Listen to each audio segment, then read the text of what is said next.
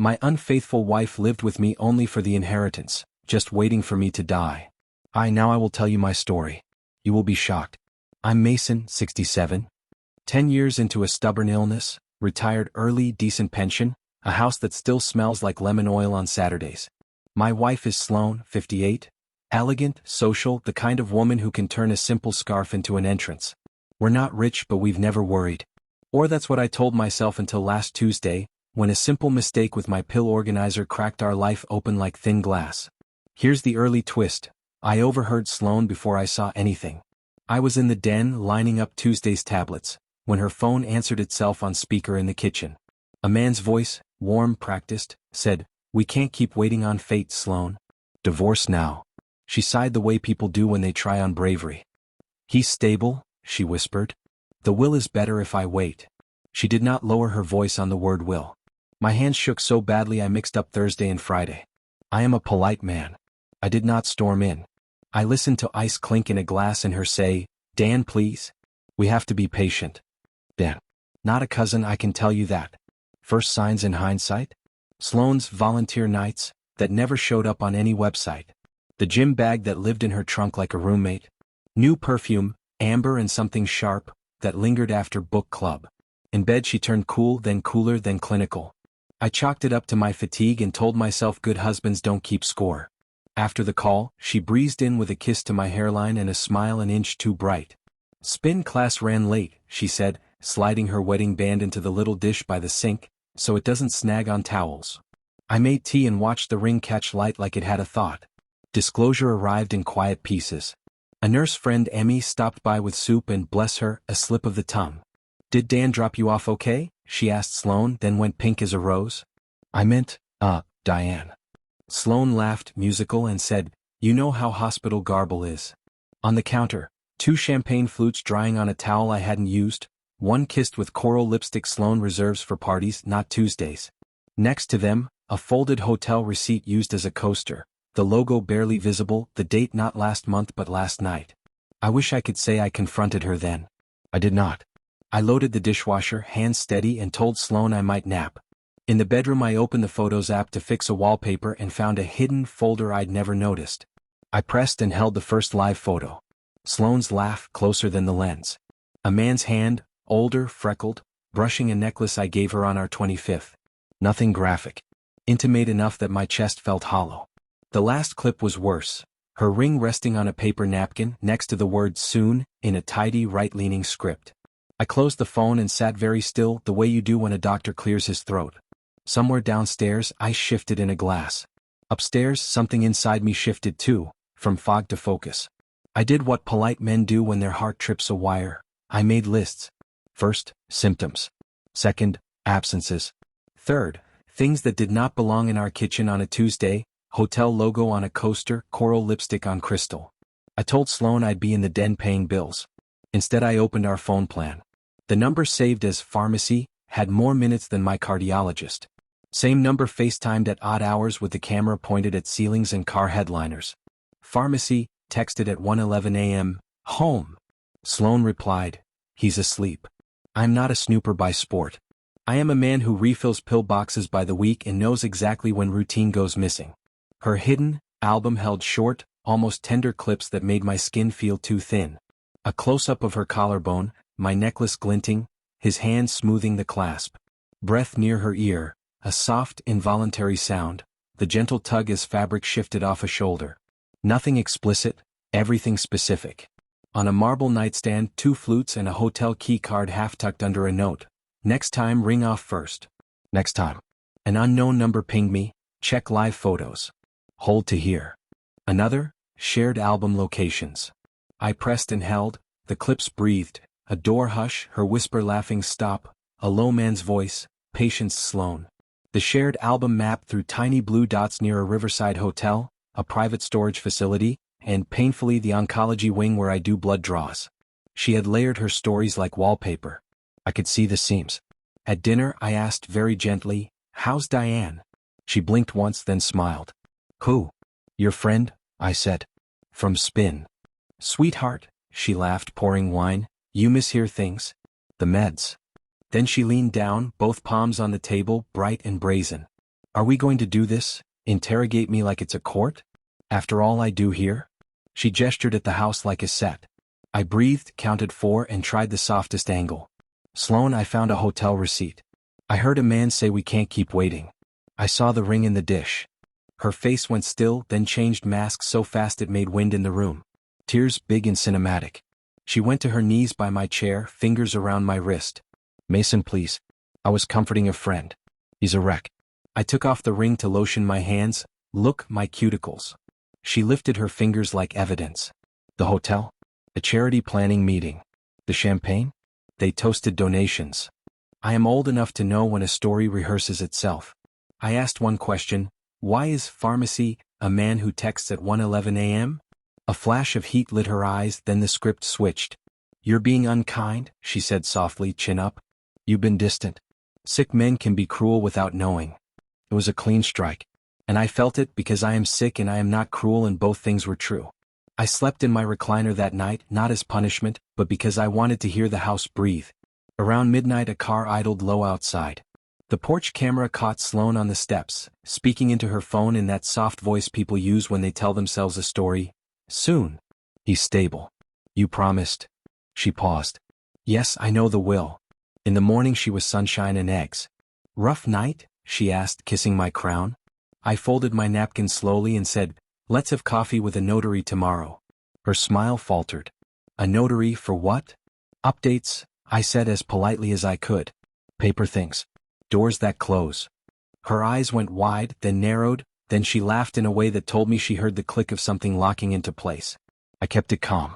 I called Ms. Ortiz, an elder law attorney my neighbor swears by. Her office felt like a library, lamps, lemon cleaner, no judgment. We updated my will, healthcare proxy, and power of attorney in one sitting. My son Drew became primary, my sister Maureen backup. Ms. Ortiz set a living trust that routes assets past any sudden edits. No contest clause, she said, pen steady. It Dieter's creative narratives. I signed with a hand that only trembled once. At home I brewed tea and told Sloan, pleasant voice, daylight on purpose. We're meeting a notary at 4. She smiled too big. Sweetheart, you don't need all that. I take such good care of you. Then the mask flipped, she brushed past me to the sink, slid her ring into the dish and said light as air, Dan's just a friend. The name hung there. She'd heard herself. Pharmacy is Dan, I said. I didn't raise my voice. He asked you to divorce me. You told him the will is better if you wait. She went bright brazen. You misheard. Your meds? Then a hard pivot, knees on the kitchen rug, hands warm on my sleeve. Mason, please. It's complicated. He's going through a divorce. He confides in me. I was helping. She looked up with the kind of wet eyes that used to move mountains in me. Please don't punish me for being kind. I nodded like a man measuring a board. I'm not punishing anyone. I'm locking the gate. I set a small stack on the table. Bank alerts enabled, joint card frozen, pension deposit redirected to a solo account. We'll keep the lights on, I said. But no more mystery spending. Her mouth opened, shut, then found a new lane. So you don't trust me to buy groceries? She asked, soft as silk. I trust receipts, I said, still polite. Twist I didn't expect. While sorting mail, I found a little velvet pouch with our anniversary date. Empty, and a key on a ribbon tucked in Sloan's garden club tote. The tag, Unit C17. The storage facility was the same blue dot from the shared album map. I took Drew, no heroics, just a clipboard and a camera. The manager verified Sloan's name. My trust documents let me add myself. Inside C17, a suitcase with hotel toiletries, 2 crystal flutes, a spare ring dish twin to ours, and a folder of insurance quotes flagged convert to owner's policy. Taped inside the lid, handwriting that leaned right, soon. I didn't explode. I photographed, sealed, and listed every item like I was labeling screws. Back home, I placed the ribbon key gently on the counter. Sloan stared at it, then at me, then chose fury. You're stalking me, she snapped. This is emotional abuse. A breath later she dropped to her knees again, palms up, voice hushed. I'm scared. Don't leave me alone with this. I'll fix it. I'll change my number. I'll block him. The promises stacked like cards. That evening I invited both families for a polite, short meeting. My mom, Evelyn, arrived with folders and oatmeal cookies. Drew sat close, jaw tight. Sloan's sister, Kim, squeezed my shoulder and whispered, I've had worries. Then came Sloane's brother, Chase, with sunglasses indoors and a speech about male control. Last through the door, Sloane's mother, Val, who believes every problem has a better outfit. Mason, she said brightly, let's not make a federal case. Sloane is vibrant. You've been ill so long. I opened a binder labeled facts, not fireworks. Door camera timestamps, the hotel receipt, the shared album pins, the storage lease, beneficiary pages I'd already changed. I did not show the live photos. I said nothing cruel. Sloane cycled through every mask, angry, brazen, confused, contrite, until she folded to the rug beside my chair, cheek to my knee. Please, she whispered, I'll be better. I just wanted to feel alive. My dad, quiet as ever, spoke once. Aliveness doesn't come from hurting the hands that feed you, he said. Val sniffed and adjusted a bracelet. Kim stared at the ribbon key like it might start talking. I ended it kindly. Here are the new rules. Separate finances, house schedule in writing, medical access restricted by HIPAA note, and we speak through counsel for anything hard. Sloane blinked like I'd switched languages. You do that to me? She asked, soft. I do that for me, I said. After they left, my phone lit with a message from an unfamiliar email. Subject, our plan. It was Dan, too confident by half, outlining a timeline that included the phrase, after his next scan. I forwarded it to Ms. Ortiz, sat very still, and realized the worst thing wasn't the affair. It was how comfortably I'd been penciled into someone else's calendar.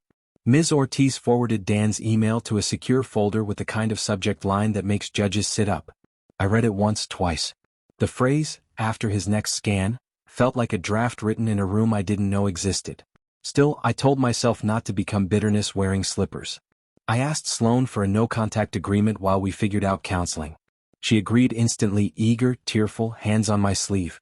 I'll block him now, she said, showing me her screen like a gold star. For 48 hours, my house sounded like hope. She made soup, adjusted blankets, cued gentle music. Then at 11:09 p.m., her phone lit face down. Did you tell him? We need a date. Not saved as pharmacy anymore. Just D. She lunged, fumbled, and tried a brand new script. It's a debt collector, she said. I stared at the 3 dots pulsing like a metronome. Debtors don't ask about scans, I answered. Polite doesn't have to mean naive. I tried one more bridge anyway. We sat with a couples therapist, soft lamp, tissue box, a clock that ticked. I spoke first, how I felt small in my own house, how kindness had been treated like a doormat. Sloane went bright brave. We could explore openness, she offered, voice TED Talk calm. Ethical non-monogamy can be healing after illness. We'd have rules. Retroactive permission disguised as modern. The therapist, bless her, kept a neutral face and asked, Did you ask for that before you acted as if you had it? Sloane's jaw worked, she pivoted, quick as weather. Knees on the rug, palms up. Mason, please. I'm scared. I don't want to be abandoned if things change. She didn't finish the sentence. I felt something go quiet in me that wouldn't start again. Emmy connected me with a discreet investigator, more librarian than movie. He compiled a neat package, time-stamped lobby footage, valet logs, a second storage locker in Dan's name with Sloane authorized, and a florist account labeled M, in the afternoon. No scandal photos, just logistics. Enough sunlight to end gardening in the dark. The scan came back stable, good news that landed with a strange echo. I told Sloane on the porch. She hugged me, relief warm, and then, this is how you learn a person seems, she went oddly still like a plan had to be redrawn. A minute later she tried a new angle. Maybe, she whispered, you could consider fewer interventions. It's exhausting. We could travel more. She meant well. She also meant easier math. I looked at the lemon tree, then at the woman I once crossed states for, and said evenly, my healthcare decisions are mine. They are not a budget line. We met at Ms. Ortiz's conference room for the confrontation that counted. No kitchen dramatics. I placed the binder labeled facts, not fireworks in the center. Emails, storage keys, florist logs, Dan's timeline. Sloane rotated through masks like a carousel. Brazen, everyone flirts. Indignant, you're surveilling me. Contrite, back to her knees. Strategic, let's write a joint narrative. And finally tired. You used to need me, she said, small. I still need kindness, I answered, but not conditions. I signed the temporary separation. Finances split, my medical access protected, her name removed where lawful, boundaries in ink. She signed, hands shaking. Her mother, Val, called on speaker as we left. We can spin this as an awakening. My mother took the phone and without heat said, "We are telling the truth." That night I sat with the dog-eared cookbook my kids love and cried the kind of cry that doesn't need witnesses. I had tried forgiveness like a life jacket. It kept slipping off because the boat was still taking on water. Dignity, it turned out, floated. Clean revenge looks like paperwork, not fireworks. The morning after we signed the separation, I stopped by my clinic.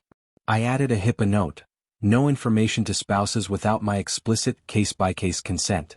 I listed Drew and Maureen as contacts. Sloane's name came off. My doctor squeezed my shoulder and said, "Good boundaries are medicine too." I believed him. At the bank, I finished what Ms. Ortiz started. Pension direct to the trust, new debit in my name, joint card frozen except for a small weekly household allowance we agreed in writing. Beneficiaries updated where lawful. Children and the trust, with a modest charitable scholarship for the high school shop class that taught me to square a board. The clerk, kind-eyed, slid back the forms and whispered, "I'm sorry." I said, "Me too," and meant it for more than money. The investigator's folder arrived, neat as a library book. Inside, valet logs with times that matched volunteer nights, a second storage unit under Dan's name with Sloane listed as authorized, florist invoices for a standing Tuesday delivery, peonies, afternoon.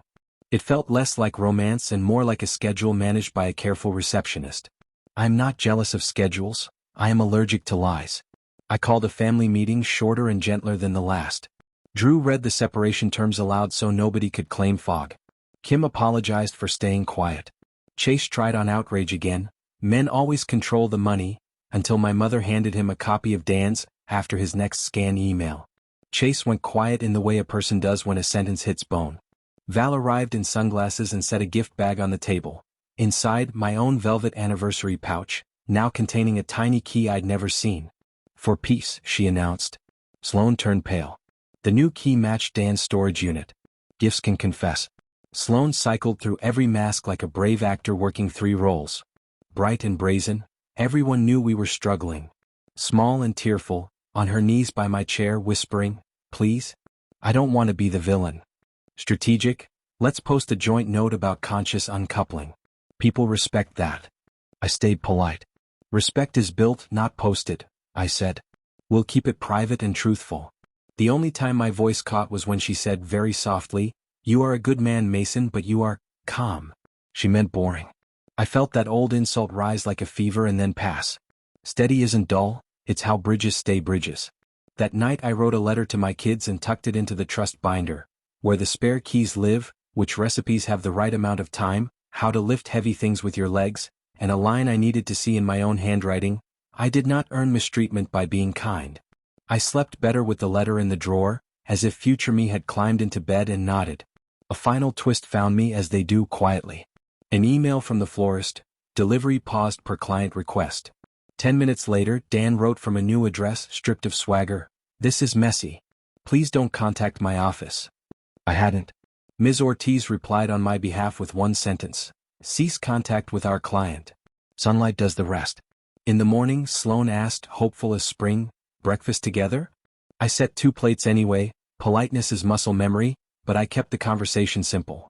House calendar, bill due dates, the dog's medicine. She stared at the toast like it could give her a new script. I wasn't cruel. I was finished with fog. Next up was the part I'd been putting off, telling the wider family gently, arranging care on my terms, and, because a man needs a horizon, booking something just for me. I had an idea involving a train, a coastline, and a sketchbook I hadn't opened since the kids were little. I booked a window seat on a slow coastal train because I wanted to watch the world move without me having to steer. Drew helped me wheel a small suitcase to the platform. My mother tucked a thermos and said, "Text when you see water." Sloane watched from the porch, face unreadable. She called as the train pulled out. "We can post our statement today," she offered. "People expect clarity." I said kindly, "Clarity is what we're doing, not what we're posting." The first twist came from the dining car. A nurse in pale blue scrubs recognized me from the clinic. Tasha, kind eyes. She lowered her voice. "I'm off duty, but I owe you honesty." "He visited once," she said carefully. "Your wife's friend. He asked casual questions about your timeline. We didn't answer, of course, but he tried." I thanked her, stared out at a lighthouse, and felt the precise place where indignation turns into resolve. Ms. Ortiz filed a brief HIPAA reminder with the practice and added the incident to our folder. Cling. quiet, sharp as a chisel. I stayed 2 nights in a seaside inn that smelled like cedar and tide. In the gift shop I bought a sketchbook and a cheap fountain pen. My hand shook at first, illness and nerves, but lines steadied around a row of weathered shingled houses. I sketched a gull badly. I sketched the thermos better. Grief loosened a notch I didn't know was cinched. Back home, Sloane greeted me in her comfort sweater, mascara ready. "I've thought a lot," she began, then pivoted fast. "If we present this as a break for health reasons, yours, it will land softer." I kept my voice even. "We aren't landing a press release. We're landing the truth." She flared, then crumpled, then, familiar now, slid to her knees beside the chair, forehead to my thigh. "Please, Mason. I am begging." I placed a tissue in her hand and spoke like a man measuring a cut. "Begging isn't a plan." Another small skeleton tumbled out. A charity board member called to ask if Sloane could still host their gala with her colleague Dan. "He's not my colleague," I said, "and the answer is no." The woman paused, then sighed. "Understood." 30 minutes later, Dan emailed an apology framed as logistics. "I'll recuse from events where there could be confusion." Ms. Ortiz replied with one line, "Continue to cease all contact." Sunlight again. Drew and Maureen came for Sunday dinner. We ate quietly, the way families do when love is doing the heavy lifting. Sloane tried small talk, then spun weather into metaphor. Storms pass. My dad set down his fork. "Roofs still need replacing," he said. "No heat, just physics." Sloane's sister Kim texted after, "Proud of you." I booked therapy.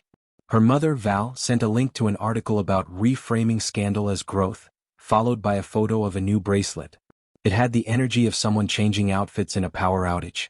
I filled the house with practical changes. A lockbox for meds, calendar laminated on the fridge, a whiteboard with the week's meals so nobody had to guess. I hired Marta, a part-time aide with a voice like warm tea, to help on scan weeks. She addressed me as Mr. Mason, until I asked for Mason, then said, "As you like," and never once made me feel like a task. At night I practiced small freedoms. I sketched the kitchen lamp. I listened to radio baseball. I read 3 pages of a mystery and fell asleep in the middle of a sentence without apologizing to anyone for being tired. The last twist of the week arrived quietly. A certified letter from Dan's firm. "We regret past personal contact. Consider this our final communication." It was not contrition. It was a boundary dressed as corporate caution, and that was enough. I put it in the binder, made tea, and realized I no longer felt like background to someone else's plan. I was the man at the workbench again, choosing which board to keep, which not to admire, which grain to follow into a new, honest piece of furniture that would hold. Monday brought a quiet earthquake. Ms. Ortiz called. "A paralegal friend forwarded something you should see." It was a draft prenup addendum, never executed, emailed from Sloane to a boutique firm last year. The subject line, "Contingency if health worsens." The body, "Is there a way to accelerate access to assets without divorce?" I read it twice, then put the kettle on. Politeness can live in the same house as fury, they just use different rooms. I asked Sloane to walk with me on the block. Public air, neighbor eyes, lowered temperatures. She started sunny. I booked a couple's retreat, meditation, oceanfront. I told her about the addendum. She stopped, then switched masks so fast it was almost choreography. "That was research," she said, bright and brazen. "For a friend." A beat later, softer, knees on the curb like prayer. "Mason, please. I panicked after your last hospital stay. I wanted options." She touched my sleeve. "I'm not a monster," I said gently. I didn't use that word. Then, because dignity likes ink, I added, "The trust stands." Twist I did not expect. The charity board chair, Margot, asked to take me to lunch. She's brisk, fair, the opposite of gossip. Over soup she said, Sloane volunteered to co-host gala rehearsals at the Riverside. Dan offered a suite so they wouldn't bother the caterers. I shut that down. "I should have called you sooner." I thanked her for the sunlight and for the soup, because gratitude keeps the joints from rusting. That evening, Sloane tried nostalgia as a tool. She pulled our old recipe box from the pantry and laid cards on the table like tarot. My mother's meatloaf, my father's cornbread. "We're more than this season," she whispered. The oven timer dinged. A card edge singed against a coil and curled. I lifted it, blackened corner in my hand, and said, "We still can be more. Just not together right now." She stared at the burn mark like it had written a verdict. Drew found the kind of clean revenge I respect. He set up automatic bill pay for the house and shared the login with both of us. No missing payments, no drama, he said. Sloane nodded. Later she told me in a small voice, "Your son is a decent man." He learned from his mother, I said, and meant it. My late first wife taught him steadiness. Grief and grace can sit at the same table without crowding each other. Sloane's family produced new weather. Her brother, Chase, texted a link to a podcast about radical love, and wrote, "Open could save you." Her mother, Val, called to say a friend's estate lawyer could rethink the trust optics. Ms. Ortiz answered from the shoulder of a mountain, "She hikes Mondays, optics don't open trusts." I laughed for the first time in days. Then came the inheritance rumor. A cousin forwarded me a group chat screenshot where Dan had typed, "She'll be comfortable soon one way or another." Sloane swore she hadn't seen it, then anger bloomed, bright and frightening. "He wrote that?" "He told me to stay patient." She stopped, breath jerking, and for a second I saw something under the bravado, a woman who'd sold a piece of herself to a future that wasn't coming on time. She sank to her knees beside the chair again, face in her hands. "I keep breaking the people who hold me," she said, voice small. "I don't know how to stop." I believed the sentence. Believing it didn't change my boundaries. I set a folder on the table. Mediated separation date, appraisal appointment, a buyout number calculated by Ms. Ortiz so clean you could eat off it. "We don't have to hate each other to choose different doors," I said. "But the choice is now." That night I took the train sketchbook onto the porch. I drew the burned edge of the recipe card, then the curve of Sloane's ring dish in simple lines. Marta packed my meds and clucked at the cool air like a favorite ant. Inside, the house exhaled, the sound old boards make when a storm moves off. My phone buzzed with a simple email from the clinic, "Next scan scheduled." I set it under the recipe card, a stack of papers that, together, looked like a man deciding to live on purpose. Mediation was held in a beige room that looked built to absorb drama.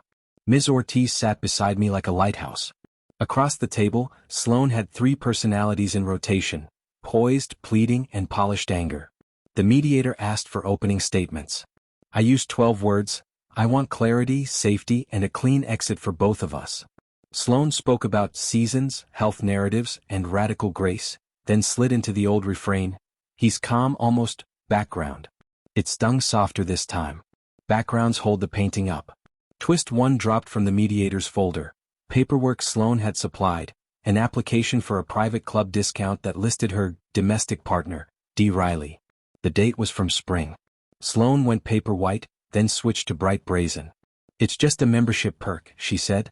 The mediator, neutral as marble, murmured, "It's also corroboration." Ms. Ortiz slid me a small smile only I could see. Numbers came next.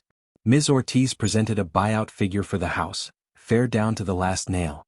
I offered generous time for moving, kept her car titled with her, and covered 2 months of utilities so nobody shivered while choosing boxes. Clean revenge is generous and keeps receipts. Sloane tried a counter built on wishful optics. Ms. Ortiz answered with math. We signed provisional terms. Twist 2, the bank fraud team pinged my phone mid-session. Someone, recently, had attempted to change a beneficiary on an old life policy I'd forgotten. Because of the trust and HIPAA notes, the change failed and triggered an alert. The mediator paused while I authorized the lock. Sloane whispered, "I didn't," then folded, knees to the carpet, palms open. "I asked a question," she said. "They did it wrong." There was no winning word left to reach for. After lunch, a final surprise walked in wearing quiet shoes. Margot from the charity board.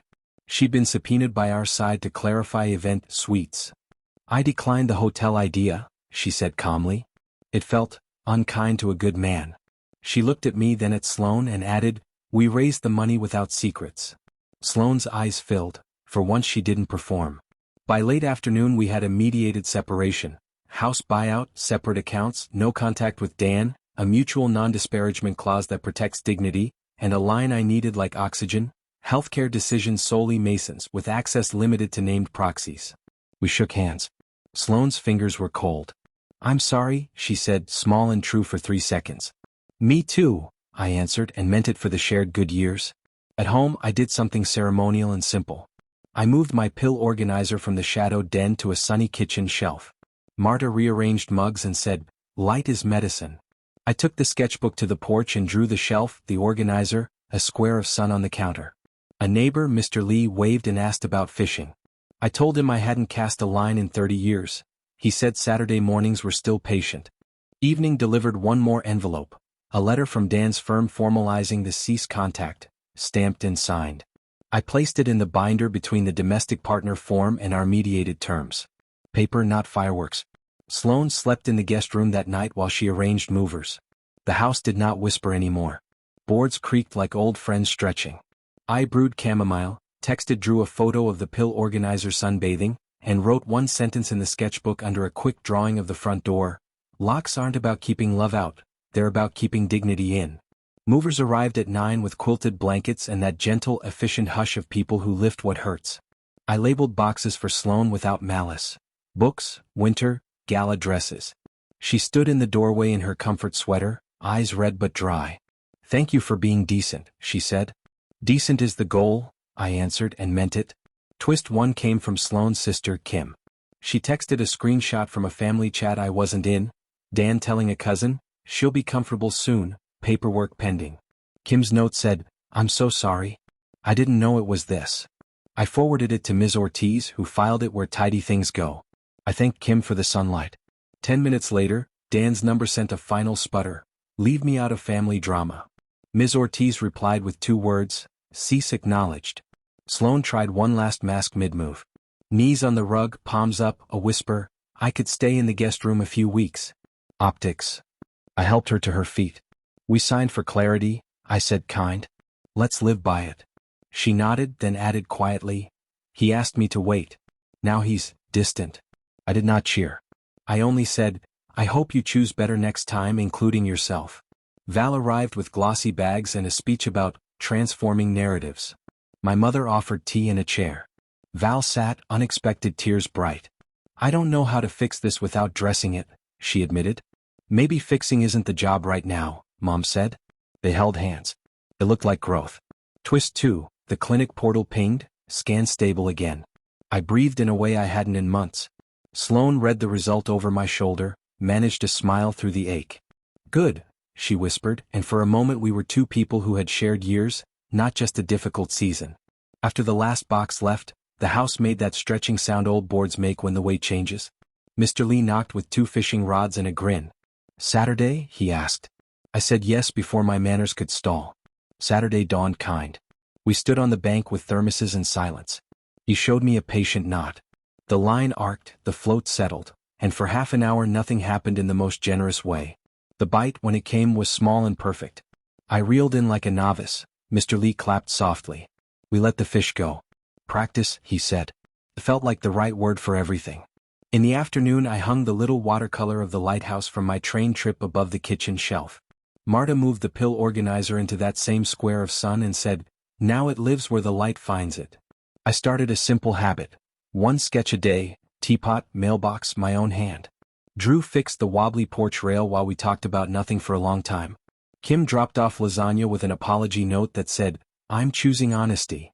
Val texted a photo of her empty wrist, sold a bracelet, booked therapy.